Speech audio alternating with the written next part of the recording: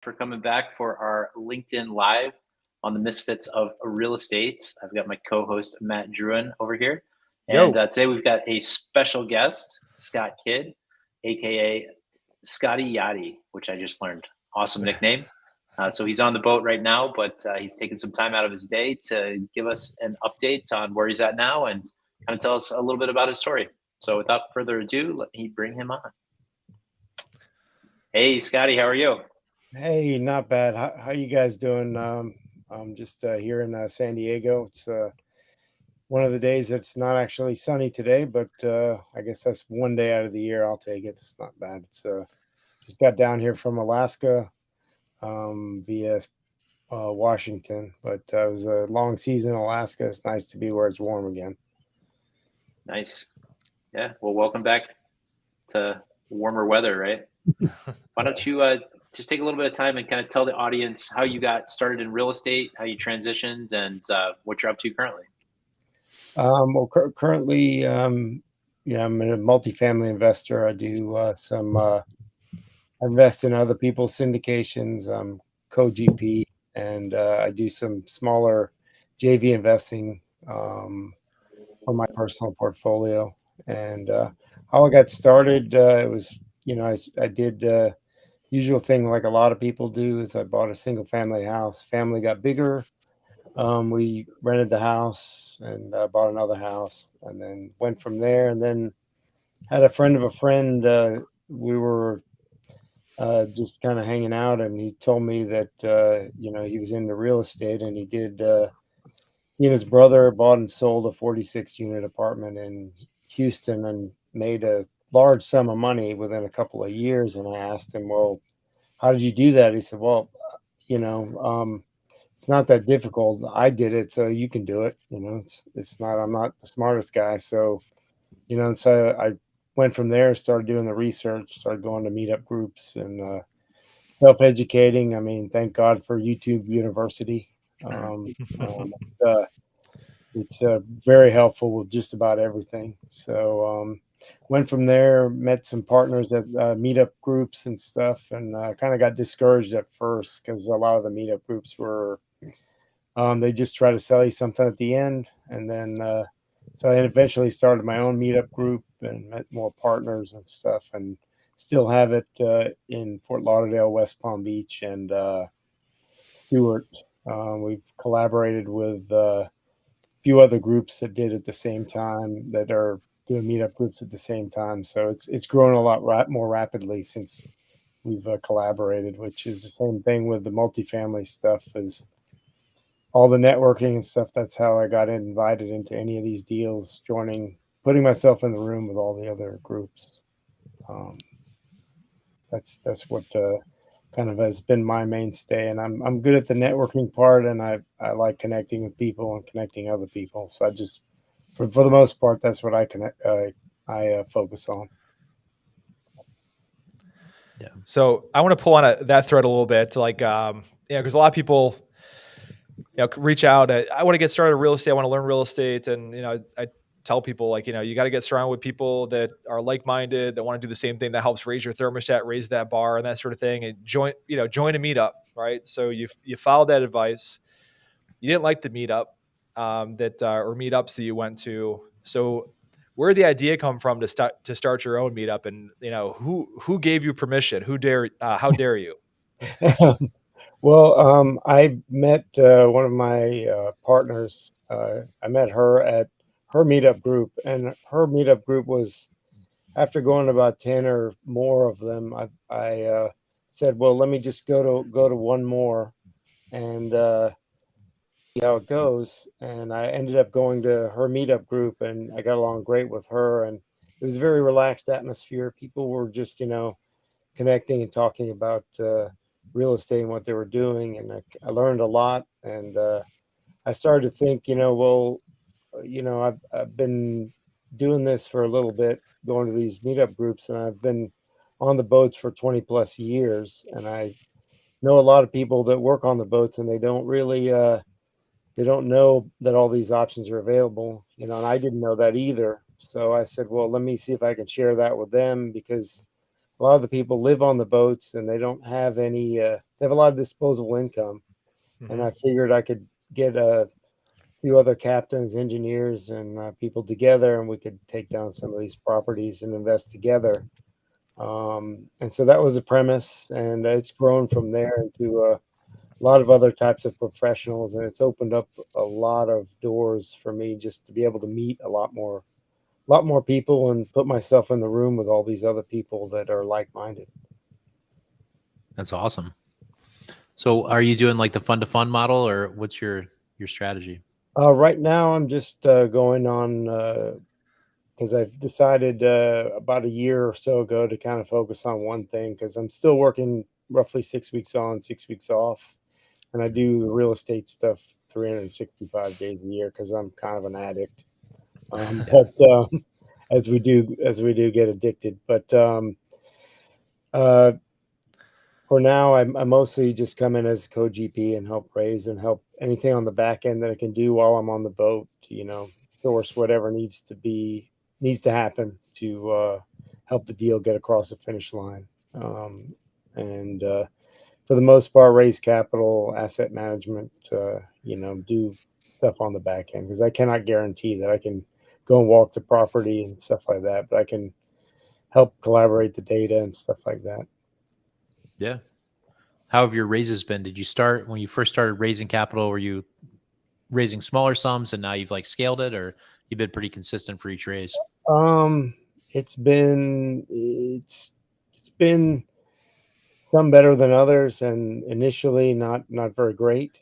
Because I've only been doing it a year, but it's mainly smaller sums, around 500,000. But I've since learned a lot of things and joined Raise Masters and just kind of been around a lot of people that are raising billions of dollars, and so I'm seeing that it's just a number, really. And it Right. seems like the larger deals, when everyone keeps telling me, are easier to put together because people are more comfortable with those, and Mhm. it makes sense because some of the smaller multifamily deals have been, a lot of hoops to get through, and then when you get it and you're owning it, a lot more problems, and you're really hands on, and that I kind of decided that was for me working and on the boats. I can't go over to the property, and one property where I was dragging out pipe and and digging holes and bags of dirt at midnight and stuff. I was like, well, I can't. There's got to be a better way to do this, a more efficient way. Yeah. So was that like a 50-ish unit, kind of like your buddy had done? No, that was just an 8 unit deal with my partner that she and I will do a lot of stuff together, but it needed everything. I mean, Yeah. there was a mountain of work, and it was during COVID when contractors weren't showing up and couldn't find Mhm. people, supply chain issues, and I could only imagine on a larger scale project. I'm glad we made those mistakes with the smaller one. Yeah. This is a pretty heavy value add. You're going in and doing like kitchens, bathrooms, stuff like Yes, that.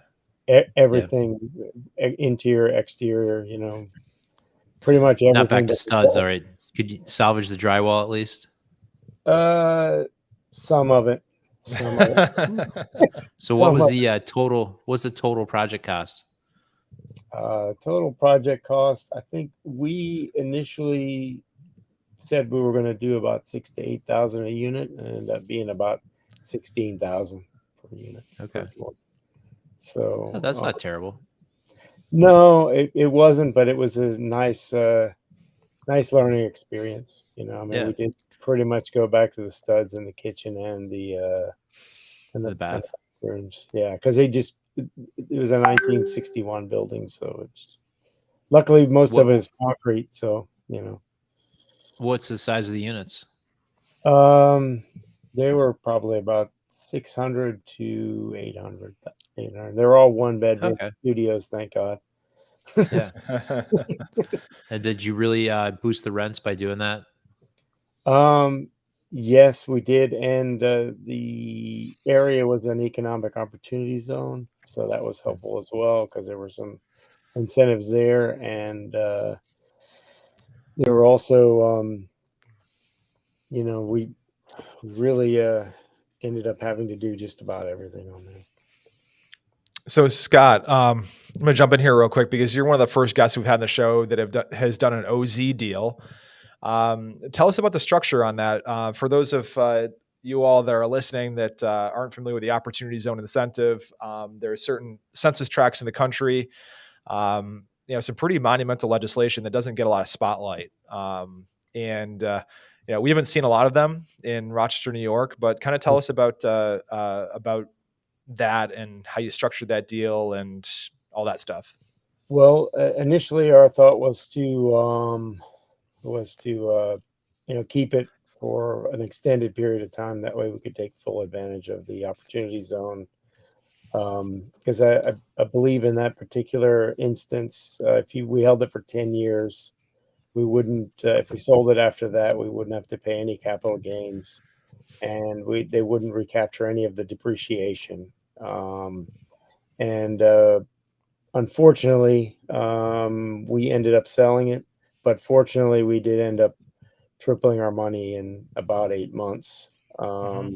It was kind of we had just the timing was right. We sold it the day before the rates started going up last year, so we didn't get to take full advantage of all those opportunities on. So did you wind down the OZ deal after that, or did you roll the proceeds into another OZ opportunity? Did not roll it into another OZ opportunity. I rolled it into a few other, couple of other syndications, and I went in as a GP on some other deals. So it kind of came out in the wash, that kind of stuff, because we'll get the two syndications are doing cost segregations, and they're doing the accelerated depreciation as well. So that's helpful. So in terms of the capital stack on that OZ deal, was it just you and your partner's money that were in this deal, or did you have outside investors as well? It was just a joint venture, so it was just three of us in there, and since it was a smaller deal, it didn't really make sense to do anything, raise any funds, because we had the funds, and also the thing is that we bought it at the right time and sold it at the right time. It was just we got lucky that I say over the last couple of years, if you bought a few years ago and sold in a year and a half ago, you probably did pretty well. I mean, I'm no genius, but sometimes timing is everything. For sure. I know I should have been focusing more on syndication earlier than I was, for sure. What are you seeing in the marketplace now? Are you able to get anything underwritten, or? Yes, things are going okay. We're currently raising capital for a deal in Oklahoma, and it pencils out really well. I think the areas where they're just consistent, where they don't have the huge fluctuations of appreciation, maybe the coastal stuff, it goes up and down, is affected a little bit more, because I know some places have had a bit of a correction, and other places have just remained consistent. But I think if you're always focused on buying buying a good deal, I think it should just continue to buy regardless of what's going on everywhere else. Because I think about everything I should have bought 20 years ago, 10 years ago, 5 years ago, a year ago, that would have been a good deal.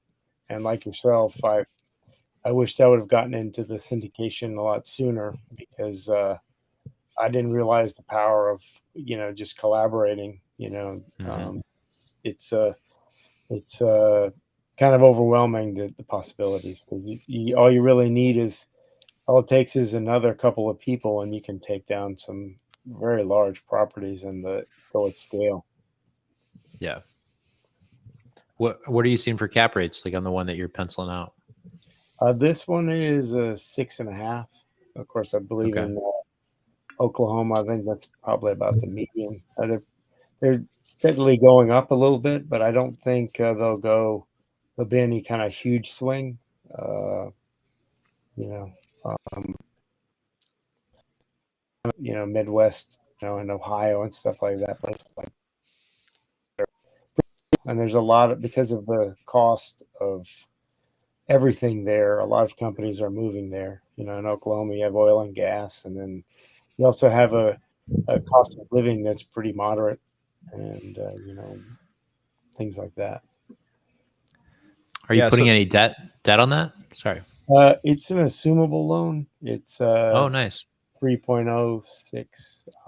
We are, I believe, bringing in some preferred equity for a good part of it. It's about a 5.5 million raise, and there's some, but no, we're just continuing with that. I believe it's a Freddie loan, so it's pretty stable. There's another 5 years left on it. 6 Okay. months left on the interest only portion of it. So it's basically a 5-year hold. Yeah, that's awesome.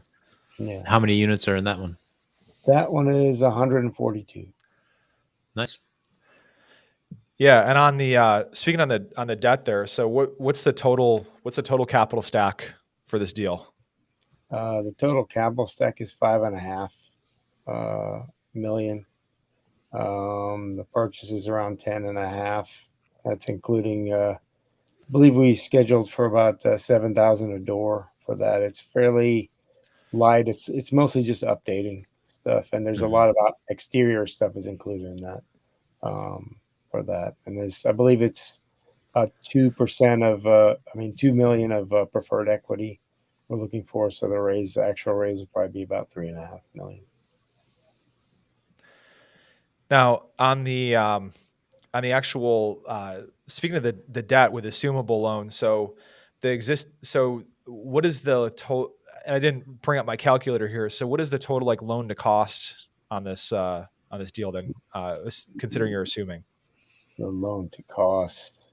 Now, off the top of my head, I can't really calculate that, but the total loan to cost. I'd be guessing if I gave you a number.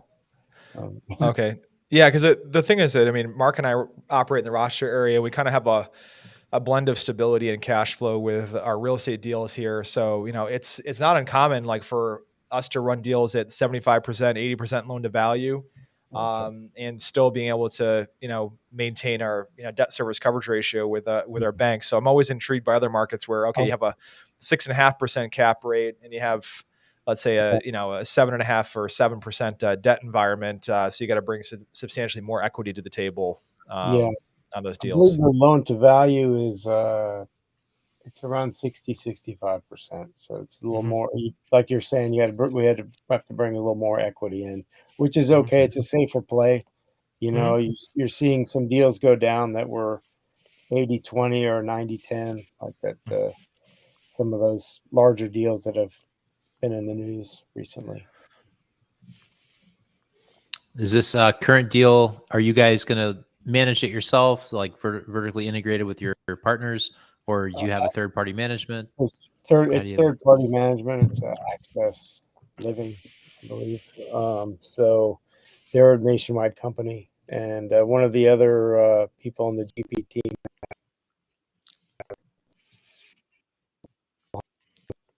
and that's the company they used to do their project, and they have an ongoing relationship. It's Yeah. beneficial. So they got you that $7,000 figure, and you figured, since they're operating it, they know what it's going to cost, and then they can even give you the rent projections to using your pro forma. They said as it sits, there's probably a $75 rent premium that can be done without doing any of the rehabs. And they're planning to do Okay. most of what the rehab involves is washer and dryer, adding additional washer and dryers, but the connection's already there for the most part for most of the units. So most of it is just paint and fixtures and putting in the washer and dryers. So that's where quite a bit of the cost comes in. Yeah. I mean, it's not a bad cost at all. 7,000 No, bucks, washers, dryers, paint, yeah, fixtures. and I've kind of succumbed to really realize that at this point, just due to the way the environment is with supply chains and labor shortage, sometimes that light value add is kind of where is kind of where I'm kind of focusing on. Yeah. Does the management company, do they outsource that, or do they do that in-house, the value add for you? There's another GC that's there that they've all worked with, and they were the ones that came up with the number of the 7,000. Okay. And they said that they can do, just because mostly paint and fixtures and washers and dryers, they can do quite a few of them every month. When due to there's about 10 leases expiring every month, so they're planning to do that every, kind of stagger it, because Are you with going to that, offer the renewals? Like, would your plan be like, okay, we got 10 that are renewing, we're going to offer them renewals, and if don't renew, then we do it? Or are we just not even going to offer the renewal, do the value add, release the unit at the higher rate?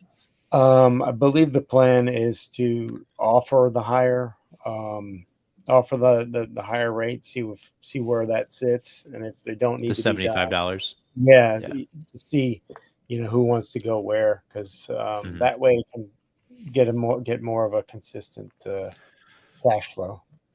Yeah. Would you consider this like a B class asset? It's probably C plus. It's more of a B area due to the age of the property. It's 1961, so it's Okay. probably be more like a C plus, because the layout and all the things that have been done to the property already are, kind of puts it up, but it's not the area is probably B class at best. How are you guys with evictions and bad debt? Is that something that you struggle with? I know in Rochester, if we get into the C class, we start struggling with bad debt big time. Not so much at this point. Oklahoma is fairly landlord friendly, so I know in New York, you guys, hats off to you guys, because you guys have a few more hurdles to move through. But I know if you have it, you're very proactive. It makes it easier. If you contact the tenant ahead of time and tell them what you're doing and everything. Open communication is key with just about all of it. Yeah. So Scott, how did you get brought into on this deal in Oklahoma? I belong to a mastermind group, Octane Multifamily, with Tate Seamer and one of the other gentlemen in the group. He got it under contract, and they invited me in, and they had other people they'd already worked with as far as KPs and stuff like that. So that's kind of the whole premise of joining the group, was to do more deals and to get more exposure and be around more like-minded people. Yeah. Excellent. So how did they think of Scott in terms of bringing this deal to you? Because I imagine there's other people in the mastermind. So how did that happen? Well, they kind of proposed and asked me, because I'd just gotten done with a raise on a 65 unit in North Carolina, and they asked me if I was interested, and thankfully they asked me if I wanted to participate, and I said, I jumped at the chance, because opportunities. There's been a lot of times in my life where the phone wasn't ringing. Yeah, I live by the mantra that opportunity never comes at a convenient time. Yeah, and I just gotten done, and I said, well, kind of wanted to take a break. I'd just gotten home, and then I said, well, what am I going to do when I get home? I'm like, well, my wife's going to be staring at me going, well, she's working stuff. She's a yacht charter broker, so she's busy all the time as well. So Yeah. I have to stay busy. And what did you do for your due diligence on vetting the operator? Were you getting real nitty gritty into the pro forma analysis and checking all that out? Or did you kind of get to know them a little bit and then trust in their underwriting and feel safe that way? Well, we've been a member of the same group for a while, and actually they've gone over the deal a bunch of times in our we meet twice a week. So we'd gone through, and they share stories of how they, how and what was going on. So it was kind of an easy jump, because and I trust these guys. So, they're, pretty prevalent in the area, especially the coach, Tate. He's Mhm. has several properties in the area, and Nice. he's a part of the GP team. And so it was really helpful. It was kind of a no brainer, when they asked me. I didn't think about it for very long. Are one of the partners like actual boots on the ground in Oklahoma, or all you guys kind of looking at Oklahoma from other locations? Yes, Qua is and his wife, they live in Oklahoma City. The property is actually Okay. in Norman, which is 20 minutes away, and it's where Oklahoma Nice. University is. And so they're very and they have, I think, 150 units in the area, so they know the area quite well. They've lived there for quite some time. Nice. Yeah, so Yeah, that'll be a good project.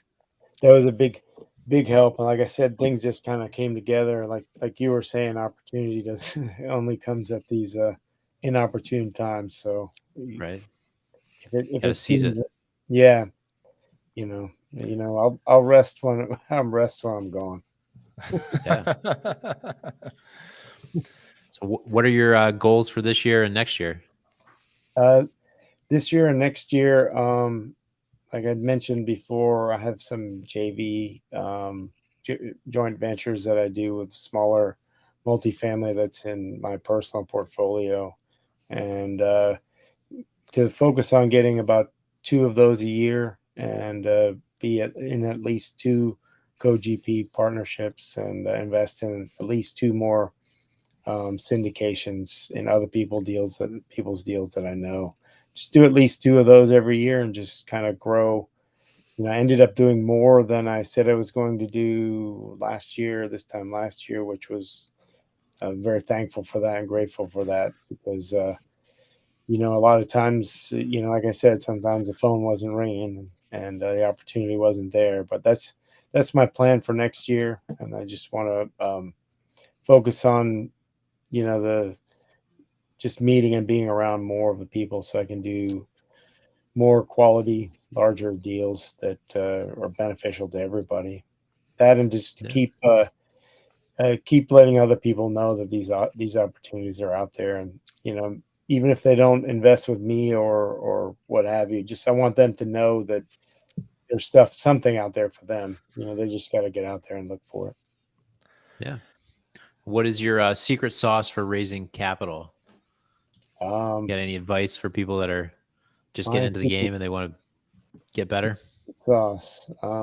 First, I have to find the secret sauce. Is my everyone is everyone is different. All things are not for all Yeah. people. That's what I'm learning more and more. Is all deals, I might think it's a great deal, but it might not be a great one for you.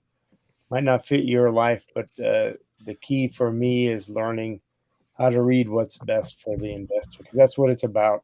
At the end of the day, it's Mhm. about them. It's not about what I think or what I want. It's you know try to try to match people to the investment, because some people, they only do A class property. Some don't want to invest in any value add. Some people want a heavy value add.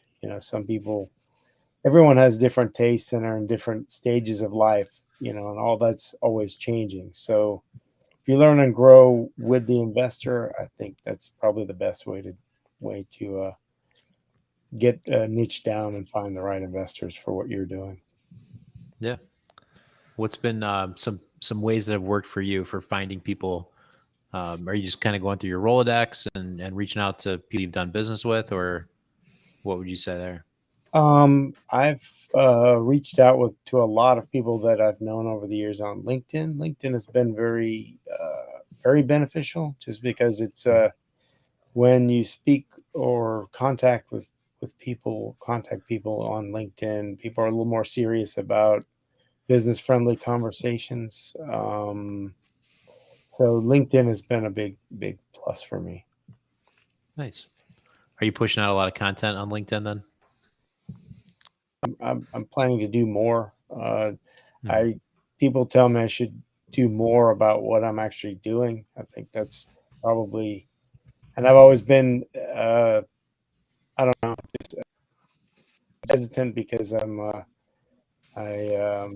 I guess I've never been very ego.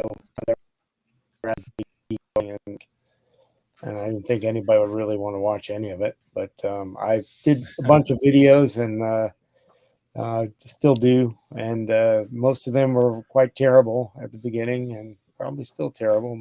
But it doesn't matter. My kids and I laughed pretty hard at the initial ones. We still do. It's a good laugh Yeah. at the end of the day. Yeah, I've got a new marketing person, and she came on board after I made a flurry of videos, and I told her, I was like, if you don't like any of that stuff, just take it all. We can start over. I don't care. Yeah, I wanted to get some stuff out there, but yeah, I'm with you. Like, it can be tough. Matt makes yeah, it look really easy. yeah. Just getting. I think just well, somebody said something to me that said done is better than perfect, and Hmm. it's like as if it's never going to be perfect and it's never going to be great. It's the main thing is that you're genuine and you're just trying to share it with people, and that's what I've kind of gotten past. And just kind of want to make sure that if I don't put it out there, I won't be able to reach as many people and let them Yeah. know that those opportunities are there. So I figure I'll take the fall. I'll fall on the knife, and well, however I look is however I look. It doesn't matter. Yeah. So I'll ask one more, and then I'll let Matt jump in. I've been hogging the mic.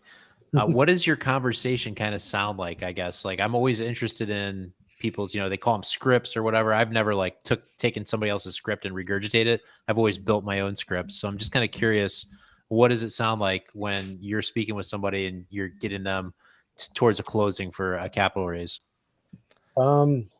They're all kind of slightly different variations of, it's really kind of, again, it goes back to reading that person. If Hmm. I kind of need to make it clear to the investor that if it's not for them, they should just tell me, and maybe let me know. I'm always looking for feedback from the investors because, again, it's all about them.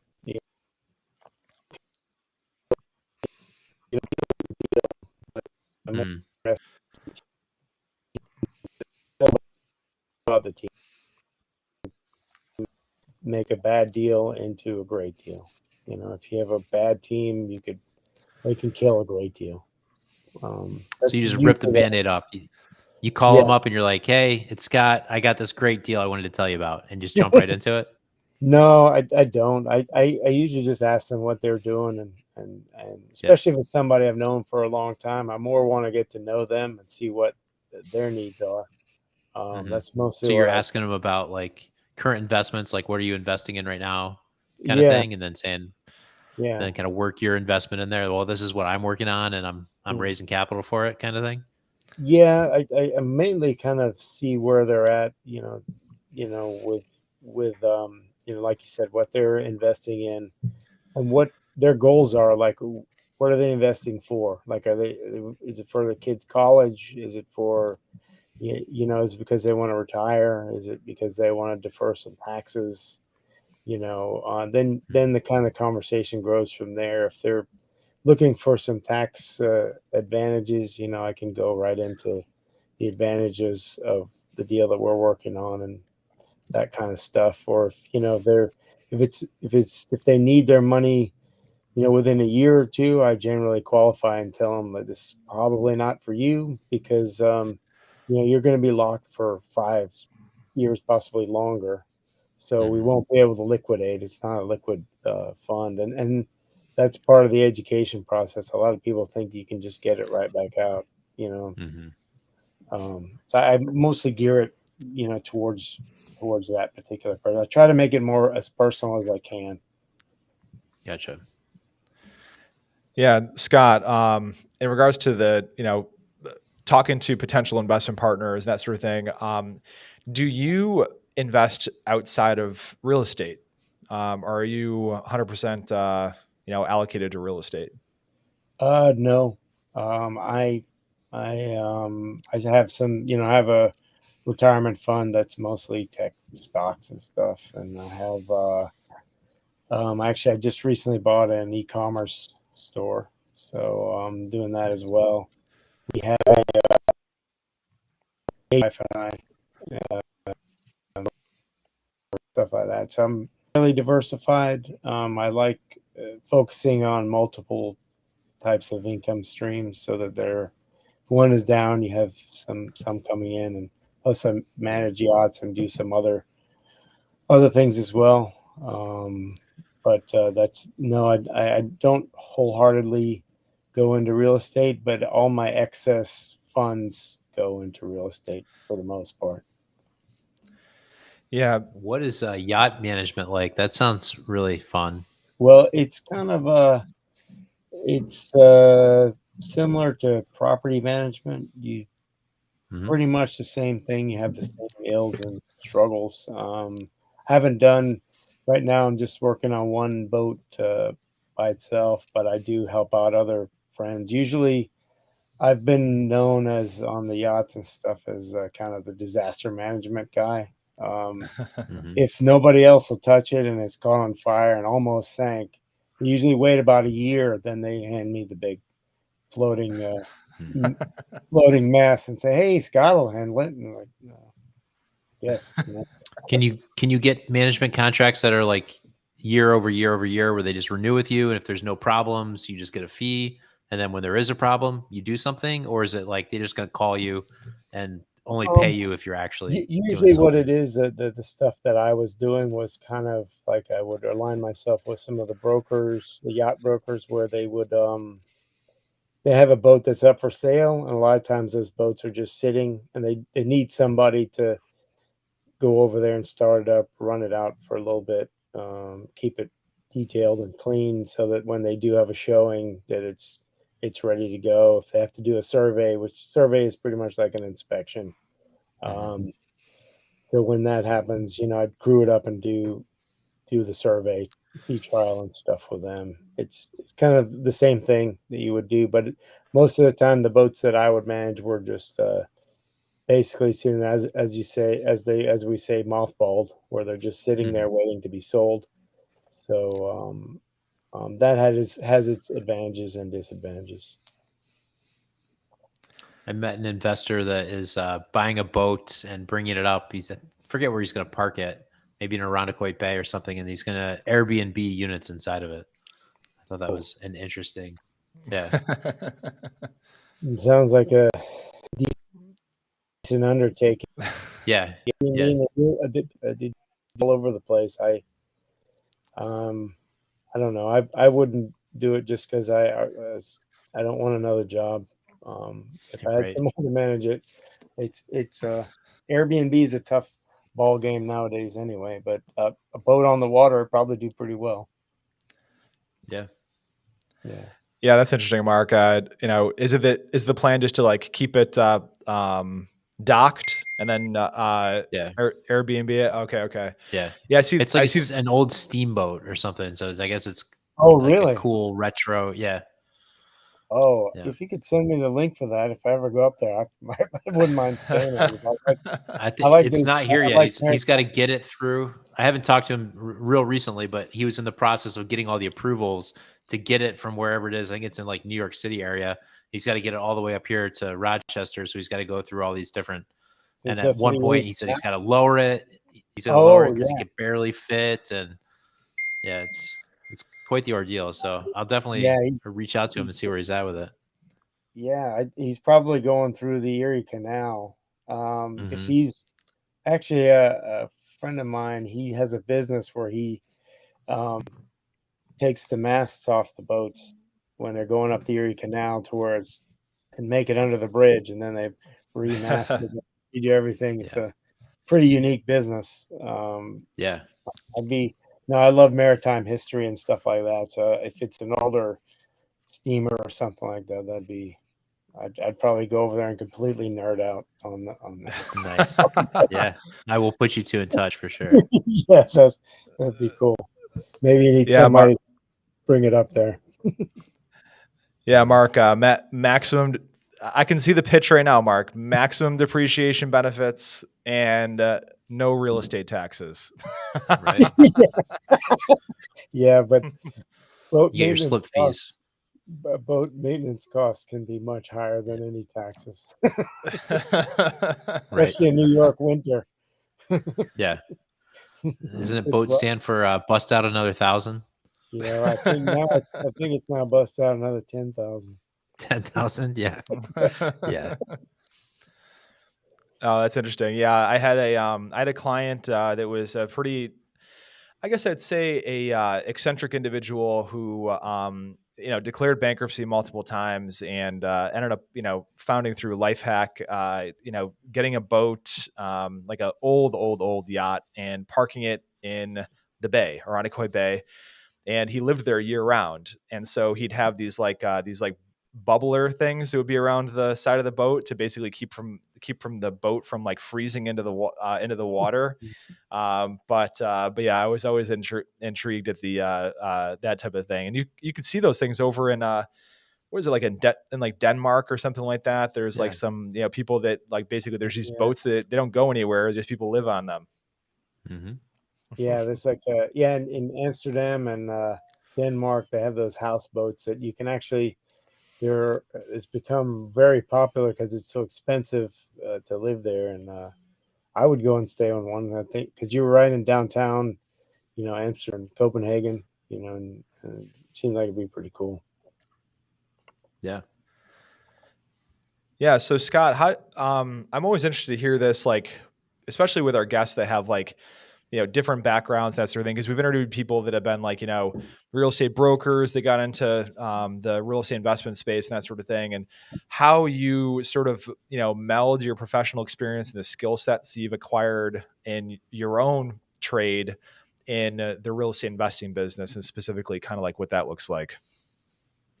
Well, the reason why I probably gravitated towards the multifamily and commercial real estate is it's the same thing. A lot of similarities. Like on the boat, it's a team effort. We build a good team. If we have a great team, everything's great. Without the team, the boat goes nowhere. Without the great team, the commercial property goes nowhere. I mean, it's you need to have all those components to keep everything going. If we have, I'd take a great team and a terrible boat any day, Mhm. because we can get through it. I've been there, where I had great crew and everything, and we went through everything, and we had fun doing it. But a lot of the situations we went through were pretty terrible, but we got through it because it's same thing with the multifamily space. Is that if you have a great team, there's you can get through it. It just takes some time. The the boat or the buildings, they're all the problems are logical, but the people problems, sometimes they can't be solved because people don't deal with their problems. Mhm. Yeah. So I'm going to take the conversation a little bit off the guide rails here, but I have to ask: have you ever met Captain Lee or Captain Sandy from Below Deck? I met Captain Lee. Actually played golf with him many years ago. At a golf tournament, we were shoved on a team. Nice guy. Mhm. I've seen him around. I don't really know him personally, but Mhm. seems like a nice guy. Captain Sally, I actually met her at one of the same golf tournaments. Mhm. It's kind of where a bunch of captains get together and play golf and tell stories. Mhm. Yeah, absolutely. Yeah, Mark, my wife is obsessed with Below Deck. So I'd ask that. I'm going to tell her today that I met a guy Yeah. who's met both the captains there. And I imagine you probably don't watch the show because you're like, oh my God, I deal with this too much. Like I can't even Well, the only thing I would say to you is it's reality TV. It's as much as you can make it real in a television show that's uh but there's a lot of truths to it because we do work long hours sometimes and things can get like that sometimes. But for me, one of my main things on the boat is don't make your problems mine. Mhm. um Yeah. you know we're all adults here, we're all here to work. Generally the people that are drama free are always working because they don't have time to Mhm. mess around, and they do their stuff, and everybody's an adult. So to me, it doesn't matter what you do as long as you show up to work on time and you don't call me from somewhere and need a rescue, because the next thing after that is I'll come get you and I'll bring you to get back to wherever you came from. My wife likes the show as well. Yeah, everybody seems to be a popular show. I've known a few people that have been on it. I have a few friends that their boat was chartered for the entire time, and they were nice. still on it, like in the background as just as consulting and just to be there. So they told me a lot about the inside, but it seems like they do. It's a pretty heavy schedule when they shoot things, so I can see where people will get a little testy. We had a reality show come to one of my rentals here in Rochester. I'm blanking on what the name was, but we had to like sign off on everything. Is one of our tenants got married to somebody. It was like one of these like 90-day wedding things where they did like basically you're getting married to this person in 90 days. Oh, so I didn't watch the episode, but my wife was watching that show. It was like a 90-day trial marriage or something like that. Yeah, something like that. Yeah, it was a interesting concept. I mean, what I tell people is like you could follow me around or anybody else around all day, and for the most part, most of it would be pretty boring. You're just doing, you know what I mean? You're just doing, work stuff. But once you edit it down to the exciting parts, of course, it's going to be exciting. Yeah. And, because they can't put 6 or 8 weeks into a season of a television show. There's just not enough on the film. Just seems like everybody on the boat from the episodes that I saw, they were all like falling in love with each other. That was kind of like the theme throughout. Well, that happens, but that's none of my business. Whatever. If you want to create that kind of problem for yourself, Right. as they say, don't. Well, I don't know. Yep. Don't where you eat. Makes you. I like a simple life, so. Unfortunately, I've been married almost 20 years, so 20 years in February. Nice. So it's lucky. So I wouldn't know what if I was single. So switching gears a little bit, getting back to the subject of capital raising, like Scott, what's your system for maintaining relationships with, investment partners that you've done deals with and potential investment partners you haven't done deals with in between raises? Generally it's, depending on the relationship, it'd be a minimum of, like a quarterly follow-up. If it's a stronger relationship, probably a monthly, just in between, and just tell them, we're looking at these deals, send them at least a monthly email of what we've been looking at. And, I think it's really important that a lot of times people forget, like, the investors need to know like what deals you also turn down, like deals that like, hey, this didn't work for me or work for us because, hey, there were the pro forma for the rents were just a little bit too high. The purchase price was going to be too high, and it just wasn't going to work. It was going to take too much. Those kind of things are really important for the investors to know.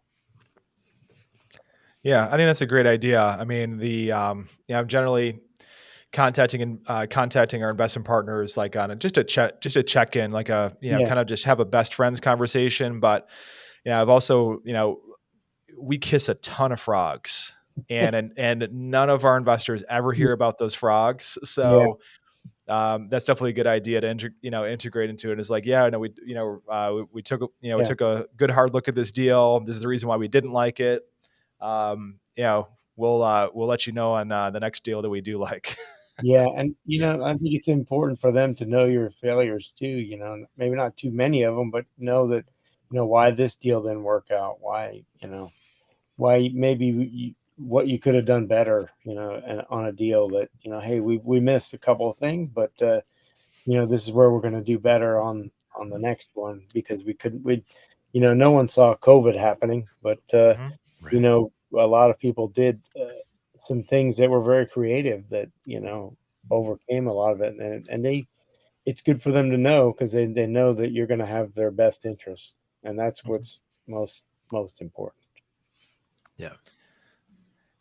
Yeah, absolutely. I mean, some colleagues of ours, it was was it Van Bortel and Belinsky, John Van Bortel and Gary Van Bortel and John Belinsky, they're syndicators that focus in Syracuse, New York.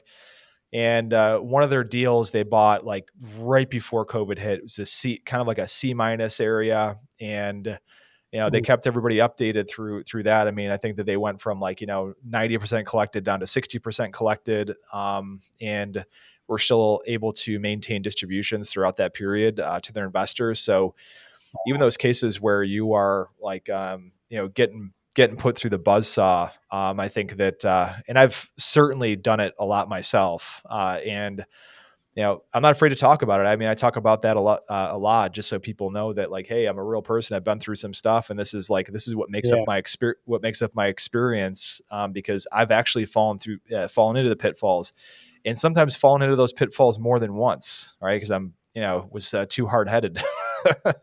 Well, and I think it's just important to talk about it. I mean, I think there was that saying. I think it was actually Mr. Rogers who said, "If it's mentionable, it's manageable."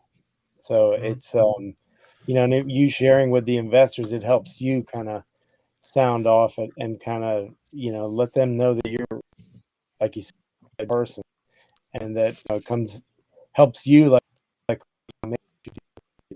because you're kind of when you're thinking about those experiences. Yeah. So on the subject of because I know that we have the one-to-one approach in terms of maintaining contact and relationships with our investment partners and potential investment partners, but then there's the one-to-many approach with the utilized through newsletters and social media marketing and that sort of thing. And I've looked at some of your stuff you posted on LinkedIn, and like Mark was saying, like I pretty much post every day. My rule is and I've learned this, right? That some of the stuff that I thought was absolute like pure gold ended up getting like zero engagement. And then the stuff that was like, that I thought was complete trash. I got a lot of engagement out of it. So I'm just like, I'm just going to do all of it.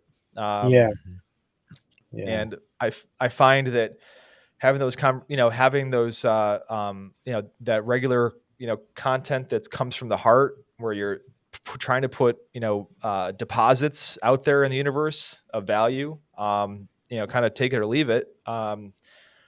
That people are, in between those meetings. I just had a lunch today with some people that were like, I hadn't, I've only met once before, and they already felt like they knew me. So that relationship tension was way down in terms of when they, are following your stuff and engaging with your stuff, as long as it's, not, self promotion always. Right. Yeah. And you really never know what's going to resonate with people, or, it's all, like you said, as long as if you don't put it out there, you don't know, so it's kind of a tricky game. I try not to look at too much of the response rate, but I'm just always happy if it's more than 5. Yeah.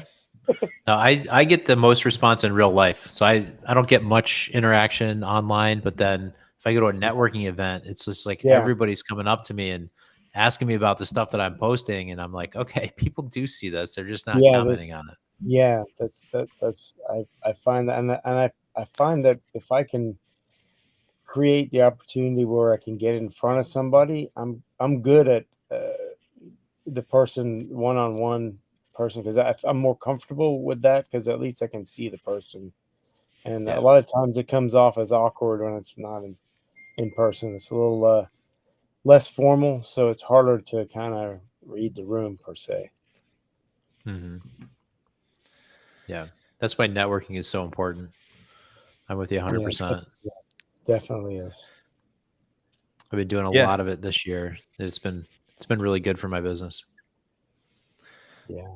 So, so Scott, I'm looking at your LinkedIn profile here, and so the deal in Oklahoma, in Norman, Oklahoma, is the Sterling Park investment, right? Yes, sir. Yeah, I like it. It fits the criteria that pitched roofs and brick exterior. So Yeah.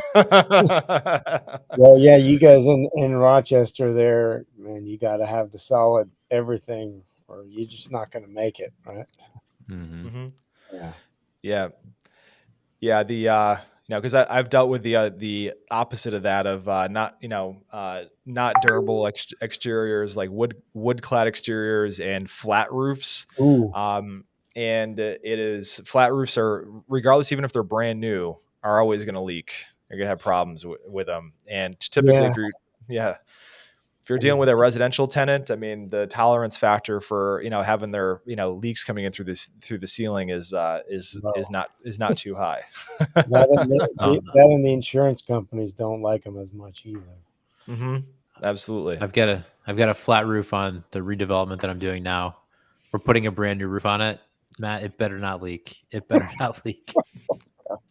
That's wood. Oh man, I hope not either. That's roofs Yeah. are such a big deal these days with the insurance companies.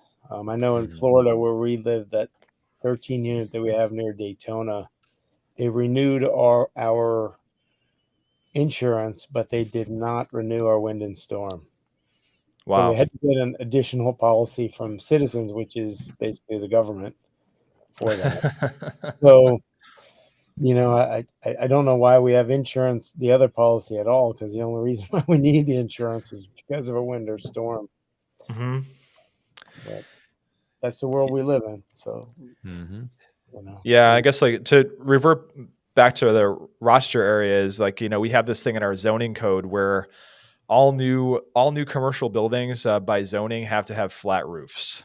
I don't know why the hell that is, but they require it. I'm just like, why am I going to build anything new? Because this thing is going to be a maintenance nightmare throughout the holding period. So, yeah, it's very peculiar. Yeah, probably written by someone who doesn't own any property. Yeah, exactly. Yeah. Well, So pitch roofs, brick exterior. What's kind of in your? I hate to use the term buy box and that sort of thing, but are there certain elements that you look at with a deal on an individual property basis in terms of like that sort of like that it factor when you're evaluating opportunities? well, for now, my main thing and my first and foremost thing that I probably mentioned before is the team that I'm Mhm. involved with, and I like the light value add projects that Mhm. are, have some meat on the bone, where they have some a little bit of a rent premium to where Mhm. they can easily put some, put some additional rent money in there, and then that generally all the other little revenue streams are okay, and if it needs exterior and some cleaning up, that's fine too. And the light value add, that's kind of my mantra at the moment. Are Yeah, you typically in that same like here. 1960s to 1980s? Well, probably I'd like to be 80s and above, just Yeah. because that's uh, insurance, and then what I'm learning a lot is like preferred equity, and the larger institutional money likes 80 and above, if not 2000 and above, but I'm not there yet with the 2000 and above yet. Yeah. Haven't found anything that has worked for me yet. Yeah. I'd imagine those are tough to make pencil. A lot more competition there as well with the Right. big money people.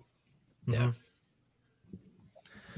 Cool. Well, we're coming up at 3:00. Scott, you want to give people a way to get in contact with you? Yes, if you guys want to reach out to me, it's Invest with Scott Kidd on the web, and Scott Kidd on LinkedIn, and I'm also Yachty Real Estate Investors on all the social media. Perfect. I'll post those in the show notes, and we will see everybody next week. All right. Thanks, guys. Thanks, Scott, for coming on. Thank you Peace. guys for having me on. Have a great Yeah. week.